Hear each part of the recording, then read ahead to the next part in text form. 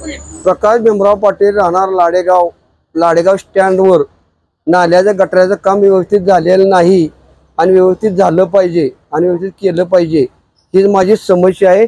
गटाराची व्यवस्था ती येऊन बघून जाणे आणि वर उचलून लेवल करून हे करणे असं म्हणजे गटारा याला काय नेमकं काय आज पाणी तुंबतं या बघा की पाणी तुंबतं या पाणी तुंबल्यामुळं लेवल गटाराची लेवल झाली पाहिजे आणि पाणी तुंबतं हीच विषय।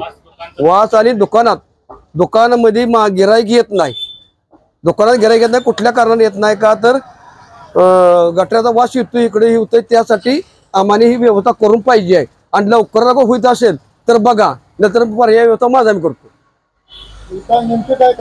मी काय करणार आता आपण काय हे करायला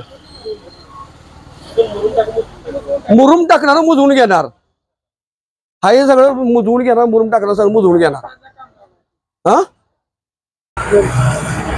आज या ठिकाणी लाडेगाव चौकामध्ये बांधकाम विभागाच्या सार्वजनिक बांधकाम विभागाच्या मार्फत जे लाडेगाव इस्लामपूर रोडवरती गटर काम झालेलं आहे ते अतिशय चुकीच्या पद्धतीने झाल्यामुळं ग्रामस्थांना, प्रवाशांना, व्यावसायिकांना या ठिकाणी त्रास सहन करावा लागत आहे।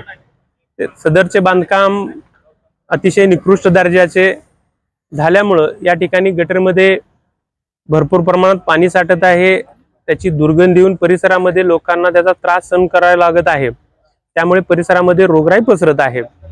आम्ही या ठिकाणी सदरच्या बांधकाम विभागाला वारंवार तक्रार दिल्या, निवेदन दिले, तोंडी सूचना दिल्या, परंतु गेल्या 7-8 महिन्यापासून त्यावर कोणत्याही प्रकारची कारवाई बांधकाम विभागाकडून झाली नाही। संबंधित कंत्राटदाराचे लाड कशासाठी हे बांधकाम विभाग करत आहे ते आम्हाला ग्रामस्थांना समजत नाही आणि अशा या निकृष्ट दर्जाच्या बांधकामामुळे लोकांना त्रास सहन होत आहे। या ठिकाणी आम्ही निवेदन गेल्या 7-8 महिन्यामध्ये देऊन सुद्धा त्यामध्ये कोणत्याही प्रकारचा बदल होत नाही।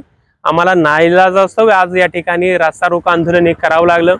हे आंदोलन फक्त प्रतिकात्मक आहे, बांधकाम विभाग संबंधित कंत्राटदारांनी याची दखल घेतली नाही तर याच्या पुढे आम्ही बांधकाम विभागाच्या इस्लामपूरच्या ऑफिसमध्ये या ठिकाणी त्यांना घुसून निवेदन देऊ आणि त्या ठिकाणीच मांडप घालून या ठिकाणी आम्ही उपोषण करू, आंदोलन करू, ठिय्या आंदोलन करू।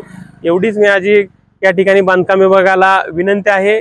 लवकरात लवकर आमच्या लाडेगाव ग्रामस्थांनी चौकात असणारे सर्व प्रवासी व्यापारी यांची दखल घेऊन यांच्या आरोग्याची काळजी घेऊन त्यांनी या ठिकाणी सदरचे बांधकाम दुरुस्त करून आम्हाला मिळावे आणि एवढीच या ठिकाणी विनंती करतो। अन्यथा आम्हाला यापुढे मोठं आंदोलन या बांधकाम विभागाने संबंधित कंत्राटदाराच्या विरुद्ध या ठिकाणी करावं लागेल।